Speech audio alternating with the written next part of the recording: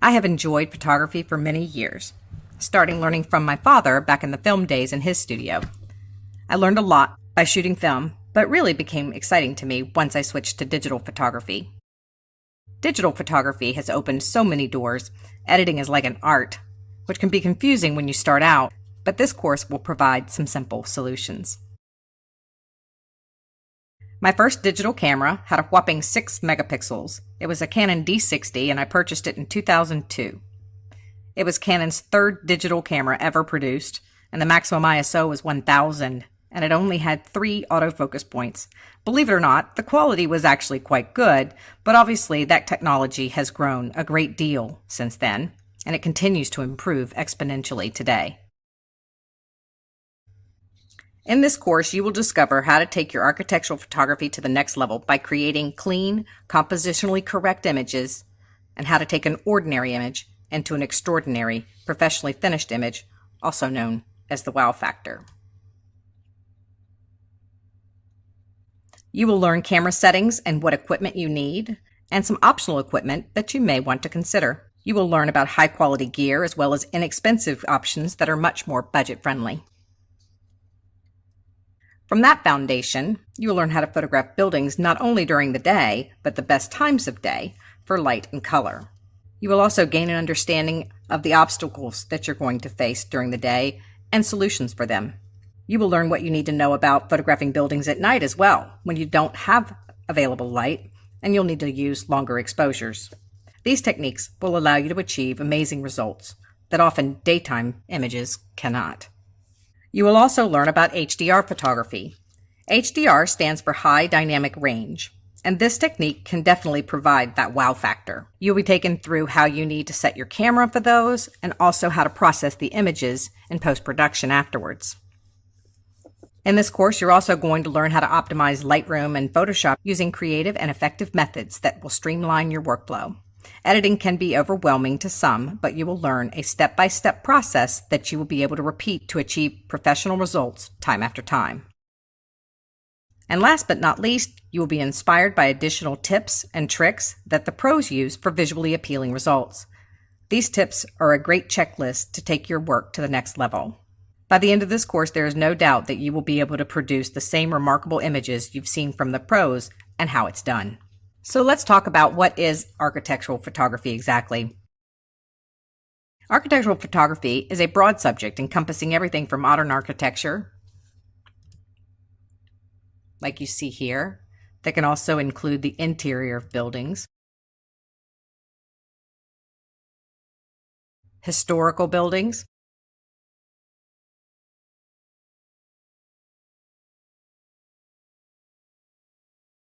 skyscrapers and city buildings,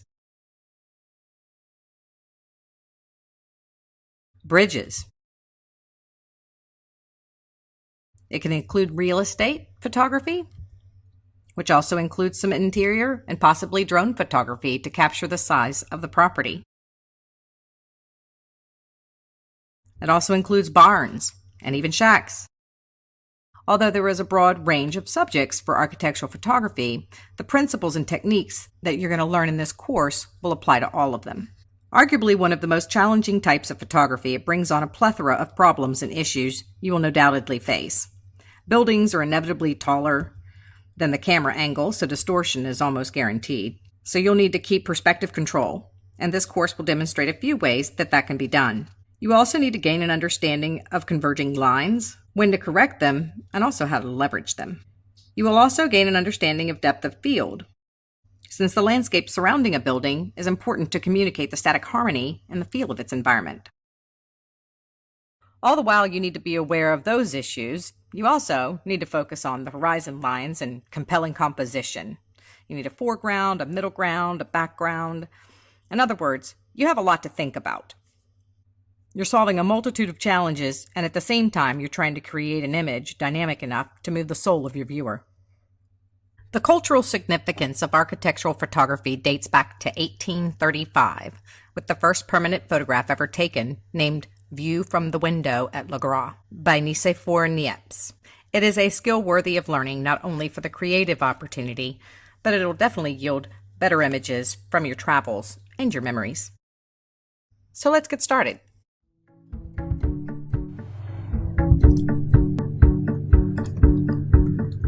In this segment, we'll talk about the equipment you need for architectural photography. Architectural photography is one of the few types of photography that your camera is going to make a significant difference. The most popular types of cameras are full-frame cameras and crop sensor cameras. A full-frame camera has a larger sensor than a crop camera and gives you a larger frame of view. The crop sensor cameras gives you a crop of the full-frame camera, as you see here. So with the same photo taken at the same distance, at the same lens, your field of view is decreased with a crop sensor camera. Full-frame sensors also have more light gathering ability, therefore they handle low light with higher ISO settings much better than a crop sensor camera. Full-frame sensors will also have a broader dynamic range.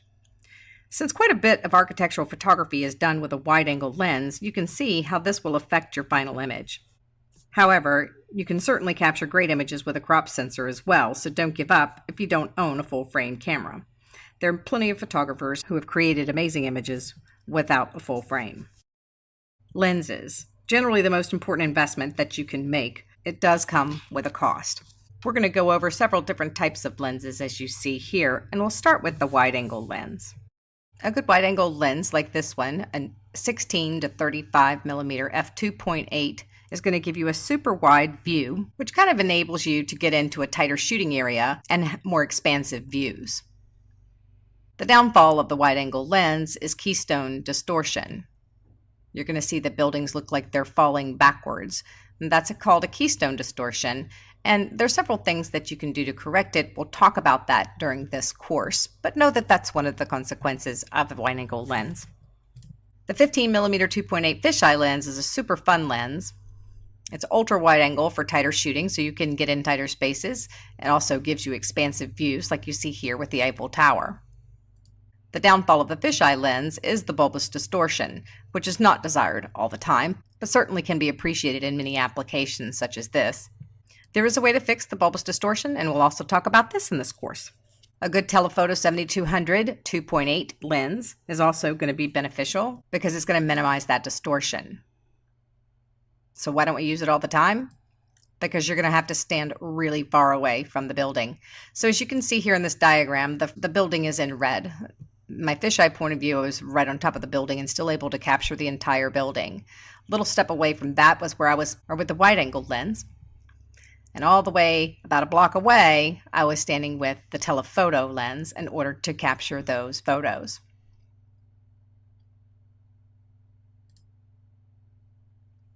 The last lens we'll talk about is a tilt shift 17 millimeter lens. This is the Mac Daddy that takes some skill to operate, but it affords you the advantage of a wide angle, at the same time allows you to tilt and shift the lens to fix distortion in camera, so you're not having to do it in post-processing. These lenses I talked about were for the full-frame cameras, so excellent choices for a crop sensor camera would be a 10 millimeter fisheye lens, and also for the wide angle, a 10 to 20 millimeter lens would be a good option. Graduated neutral density and polarizing filters are also going to be excellent tools to keep them on hand in your camera bag. Graduating filters are darker at the top, which darkens your sky in comparison to the building and the ground below. You're also going to need a cable release or a remote trigger when we start photographing buildings at night. And a really fun tool, definitely not a must, but certainly something to add if you can, is a Cam Ranger. Cam Ranger is a device you can connect to your camera, and it displays your images on your phone or your iPad. You can even have it display your images on your computer. You're also going to need a tripod. Sturdy is key here. Forget the lightweight smaller ones. They are lighter to carry, but they can be a big mistake. A ball head is much more useful than a pan tilt head that is usually used for video.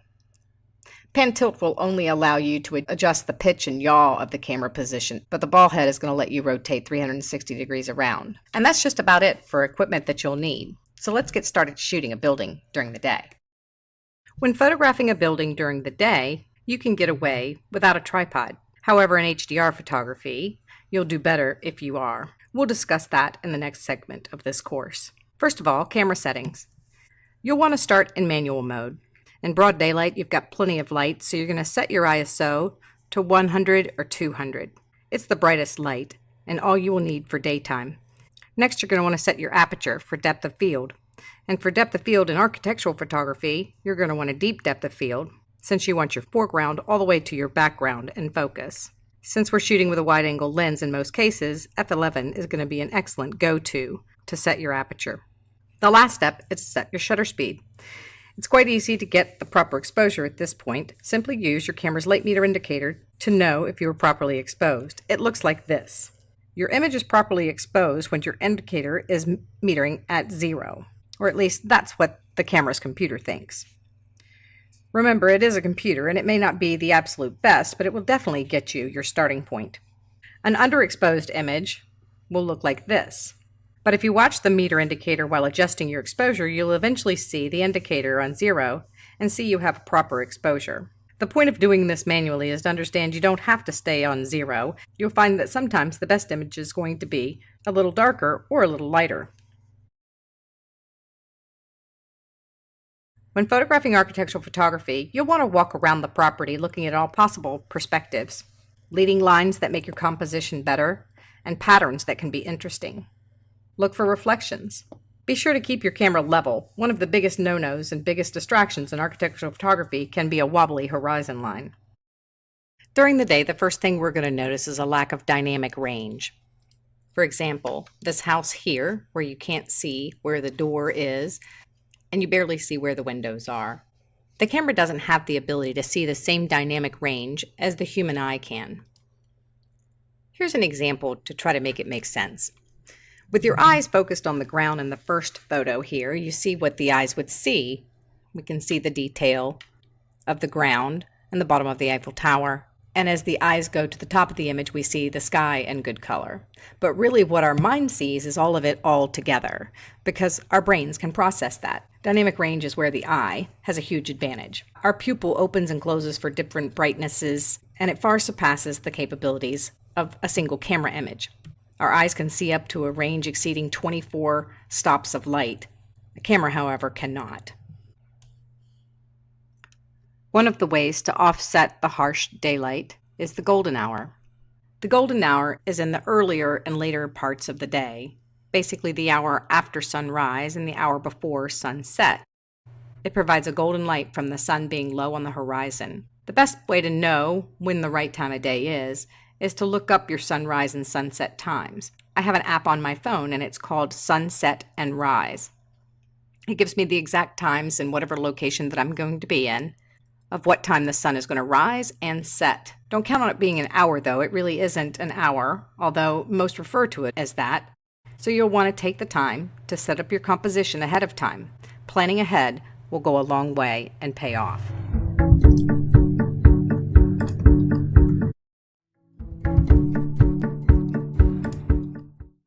This segment is on night photography, which can be much more exciting and rewarding than during the day. For example, when I was in Italy, photographing the Roman Forum, it was really difficult for me to figure out how to make something visually exciting, since it was concrete and rubble. But when I photographed it at night, it made all the difference in the world. Photographing a building at night really only has a couple of differences than during the day. The most obvious may be shooting on a tripod. You'll want to be on a tripod since we will need to shoot with slower shutter speeds. Without a tripod, you will be at risk for camera shake, where you cannot physically hold the camera still. Since buildings aren't moving, slower shutter speeds enable us to get light without having to raise our ISO. Another difference will be using a remote shutter release. With slower shutter speeds, you will cause camera shake even when on a tripod by simply touching the shutter. A remote release will keep us from having to touch the camera to expose our image. If you don't have a remote release, you can set your camera's timer. You'll have to wait a bit in between exposures, but it can be helpful if you don't have a remote release on hand. Another thing to be mindful of when shooting on a tripod is to turn off your image stabilization. Image stabilization, IS on Canon or VR on a Nikon, is a great feature that has been added to many lenses. It's basically a gyroscope that helps prevent camera shake when hand-holding your camera. It looks for vibrations in order to reduce that camera shake. However, when no vibrations are to be found, the movement of the stabilizer actually causes camera shake. Other brands, such as Sony, actually have the image stabilization built into the camera, not on the lens. But on Nikon and Canon lenses, you'll see an on-off switch directly on the lens. So you'll want to turn off your image stabilization whenever you're on a tripod. Just don't forget to turn it back on when you aren't on the tripod. The last step is going to be getting our exposure. So let's look at camera settings. First, we'll set our ISO to 100 or 200 if you don't have 100. Since we're going to be on a tripod and we can adjust our shutter speed for light, we don't need to push our ISO any higher because we'll end up getting more grain than we need. The next step is to set our aperture, and really, aperture can be anywhere from f8 to f11 for a deep depth of field. Since we're shooting wide angle, a range of f8 to f11 will get us a good deep depth of field.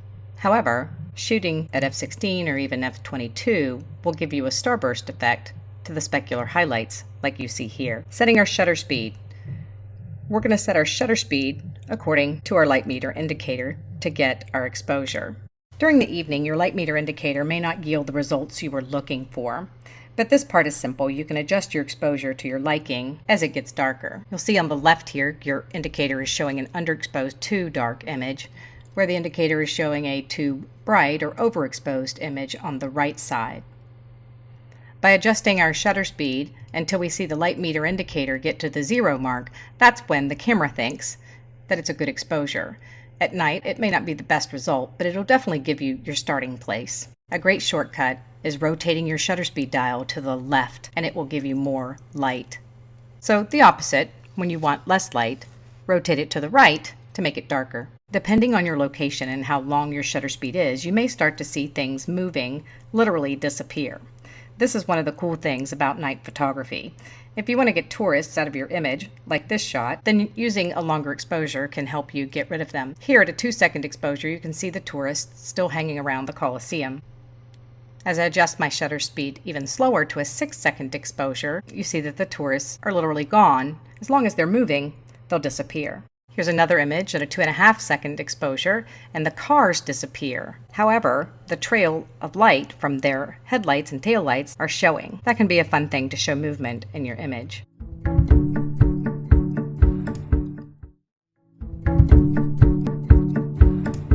This segment will be on HDR photography. HDR photography is the technique that combines image information from multiple exposures into one image with detail beyond the limitations of single exposures. This is done by taking a series of bracketed images. The goal is to get every part of the image in good exposure by shooting a series of images. Your camera will auto-bracket images for you in the auto exposure bracketing setting. You can set your camera to auto exposures from anywhere from 3 to 7 images, depending on your camera model. This is an example of a series of bracketed images. Overexposing the image will give us detail in our shadows, and when we underexpose the image, we'll get all of our highlights in good exposure, like you see here. Bracketing means that you tell your camera how many frames you want to shoot and how much of an exposure difference you want between the images. You'll want at least 3 images to blend together. I commonly take 5 to 7 shots, so I have options to choose from. Using a tripod is going to make your life much easier. The software to process HDR will auto-align your images if you aren't on a tripod, but sometimes it can be problematic, so it's always better to be on a tripod if you can. Bracketing on aperture priority is the proper way to bracket with HDR. By not adjusting your aperture, your depth of field remains the same. Your camera is probably set to take the first image at the metered reading, and then it will take the underexposed image and then the overexposed image. If you'd like more than just 3 different images and your camera will only bracket 3 images at a time, it may be just as easy to manually bracket instead. To manually bracket, you're going to use your light meter indicator to get you your starting exposure. You want the average exposure where you have most everything in good light. From there, you're going to adjust your shutter speed 2 clicks to the right, which is going to give you a darker image. And again, 2 more clicks to the right will get you another darker image. Now you need to go back to your starting place, so 4 clicks to the left, Take it 2 more clicks to the left and you'll get a little bit brighter image than your average, and 2 more clicks to the left will get you an even brighter image from there still. Then you know you have all the ranges that you will need. Once you have the images that you need, it's time to merge your bracketed images together. There are several different companies that make really good HDR processing software. This is Nik software, which Google bought out, and it's now a free collection, which used to have to be paid for. There's also Photomatix, which is good as well, although it has a price of $99. Once you install the software, it's very simple. Once you have all of the exposures that you need, you're going to bring them into Photoshop. With your software installed, it's going to show up on the right. We're going to go to Merge Multiple Image Series. You're going to add your open files. They'll be the only open files you have in Photoshop. Then click Merge Dialog. On the next screen, you're going to have options for alignment if you were hand-holding your camera, ghost reduction, as well as chromatic aberration. Then you're going to click Create HDR. Once it processes the image, it brings it in with mostly a balanced exposure, but you have presets to the left here that you can click through to find the one that you like the best. And you can still tweak it with settings on the right. You have options for the depth, for the amount of detail, for the drama that you want it to have. You can adjust the exposure, the shadows, the highlights. Plenty of things to adjust still on the right. Once you're happy with those settings, you can click OK. And it brings it right back into Photoshop, where you can still do some adjustments if you like from there. And that's pretty much it for HDR. It's a lot of fun, and certainly can add a surreal feel to your images.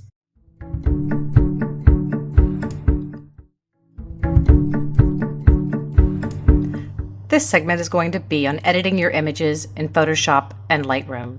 We're going to take an image from here to something more dramatic like here. So let's get started. So the first thing to do is to bring our images into Lightroom. Once we've downloaded our images, we're going to import them into Lightroom, and we're going to go to Library, and at the bottom left of the screen we're going to click Import.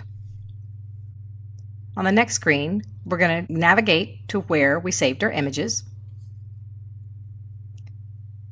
and here you can assign any keywords you'd like to the images.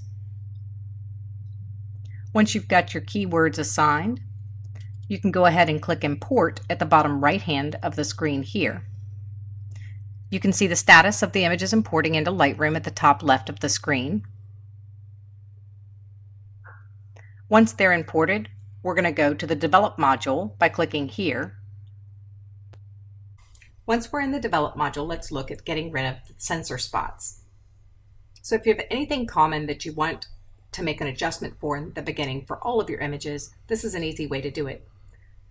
By default, we're selected on the first image already. We're going to hit Command or Control A to select all of the images, including that image.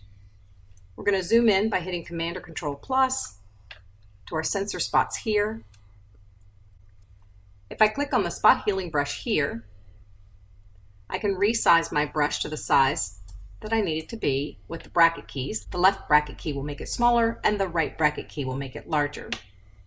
And I'm just going to click and drag across those sensor spots, and you can see that they're gone. If I want to see a visual of where it's resampled from, I can hit a shortcut H and it will show that. If I want to readjust where it's sampling from, I can do that by clicking and dragging on it. I can hit H again to make that disappear. We'll click on Fit to fit it back to the screen. And now that I've made that adjustment, it has done it to all of the images in this collection. Let's look at adjusting for distortion. So with this image, I've used a fisheye lens. I can easily adjust for that distortion by coming down here to Lens Corrections. First, I'll click Remove Chromatic Aberration, and then I'm going to click on Enable Profile Corrections. You can see that it immediately corrected for the fisheye distortion. I still have a bit of a distortion though that I'd like to fit. It still looks like the building is falling backwards. So we're going to go down to the next tab here under Transform. I can use some of the auto ones here, level or vertical, and that's corrected for the vertical distortions. If I'm not happy with that, I have adjustments that I can manually do here for correcting for those distortions. I can scale it a bit larger, and I can even move the offset to keep it centered. I think it looks a bit stretched out, so I'm going to take the aspect and bring it in a bit taller to what was more true to the eye. I did expose for HDR on these images, and I haven't selected the remaining images in this series, but I don't have to make those adjustments all over again if I didn't have the auto sync on and had them selected. In order to do that, I would select the first one, and then holding the shift key, select the last one, and then I'll click on sync. I'm going to check all and synchronize. And now you can see it has done it to each one of the images in that series. Okay, now let's look at giving your images a little bit more pop. So let's start here with this one. First of all, we'll go ahead and correct for our lens distortion. Remove chromatic aberration. Enable profile corrections. Here it didn't recognize the lens, so I'll go ahead and plug in the make. It'll do its best guess, it's not correct. So we'll come down to the 17 to 40 millimeter lens that I was using. And you can see before and after. It's made a little correction there. We're going to go down to transform. So let's start by clicking on the vertical. We'll get that vertical correction made. And then I think I want to bring the scale in just a bit. And we're going to click on the crop tool. And if you don't want it to hold that aspect ratio, you can right click on that and uncheck constrain aspect ratio. Let's bring that down just a bit. And this up just a bit. We'll hit enter to commit that. We've got some lost areas down here. We're going to fix that in Photoshop, so we're not going to worry about that right now. Let's go up to the top under the basic adjustments. And the first thing we're going to do is take the highlight slider all the way over to the left, the shadow slider all the way over to the right, and then we're going to hold down our option key while we move to the right with our whites until we see some of that white coming back. And then we're going to hold down the option or alt key again and click on the black slider until we start seeing some blacks come in all the way to the left. We're going to take the clarity up just a little bit. Now that we've made those adjustments, I can really see some sensor spots here. So we'll go ahead and make that adjustment with the healing brush here. Click on that one, that one. Now that looks pretty clean. So we're going to right click on the image at the bottom and then edit in Photoshop. We're going to edit a copy with Lightroom adjustments. Now that it's in Photoshop, let's try to fix these areas at the bottom. We're going to get our magic wand tool. The shortcut for that is W. We're going to click here on the first part, and then we're going to go to the right, holding our shift key, click that one, and now we have both of those selections made. We're going to go to Edit, Fill, and make sure that the content says Content Aware, Fill. Click OK, and it's going to fill in those areas for us. We'll hit Command D to deselect that. Next thing I'm going to do is sharpen it up just a bit. We're going to hit Command J to make another layer. Then we're going to go to Filter, Other, High Pass.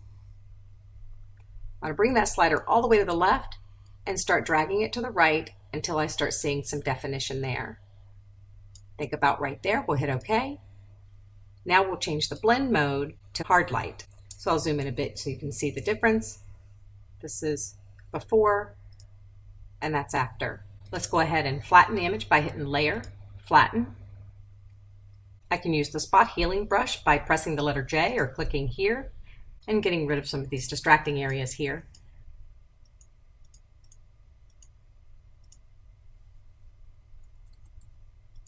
I'm going to hit File, Save. Once you're back in Lightroom, all the edits that you made in Photoshop will be saved back here.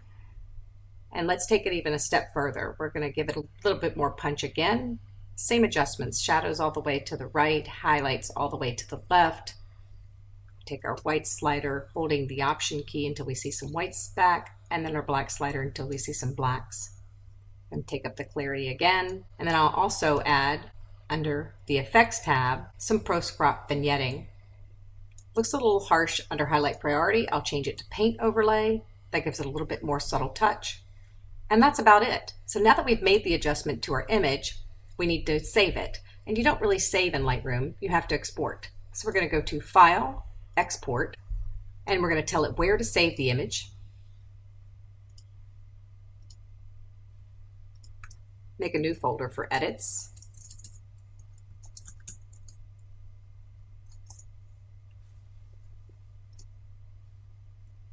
You can rename the file, you can change the size of the file, you can do a lot of different things here, but I'm not going to make any other adjustments other than naming it. Click Export, and it exports that file. And now it's saved. So this is the image we started with. This is our edit. Once again, where we started and where we ended.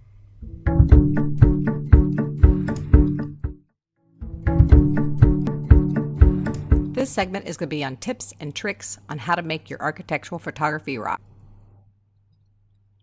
Always use a tripod when you're doing architectural photography and never extend the center leg.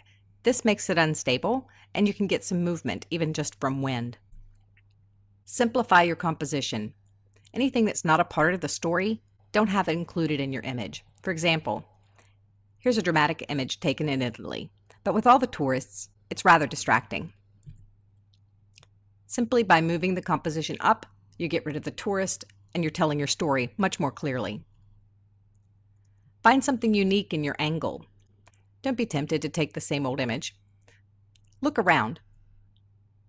Here's directly up, looking into the Arc de Triomphe. Another one looking up. Another good tip is to find good light. Shoot in the golden hour. It's way worth it to get dramatic images that don't have a lot of shadows. Find a natural frame around your subject. Using natural elements to put a frame around your subject puts a natural vignette around it. Skies aren't always amazing, and when they aren't, replace them. Here's the Arc de Triomphe, and here's with the sky replaced, making it look so much more surreal. Here's the Roman Forum, and then with the sky added. Let's take a look at how we can do that. So you see here we have a pretty dramatic image, but the sky is rather dull. So let's replace the sky. The first thing I'm going to do is I'm going to grab the quick selection tool here. You can make your brush bigger or smaller with the left and right bracket keys. And I'm going to go ahead and select my sky because that's the most solid color. So this is going to do a really good job on attaching to the colors that are most similar. Now that we've basically got that done, I need to get rid of the areas that I didn't want it to select. So by holding the Option or Alt key down, I can go through and get rid of areas that it's selected that shouldn't be. Now that I have that done, I'm going to select Inverse because we really want to select the foreground, not the sky. Then we'll click Select and Mask. And by using the Refine Edge tool here, we can go around the edges and get it to really refine those edges to where we want it.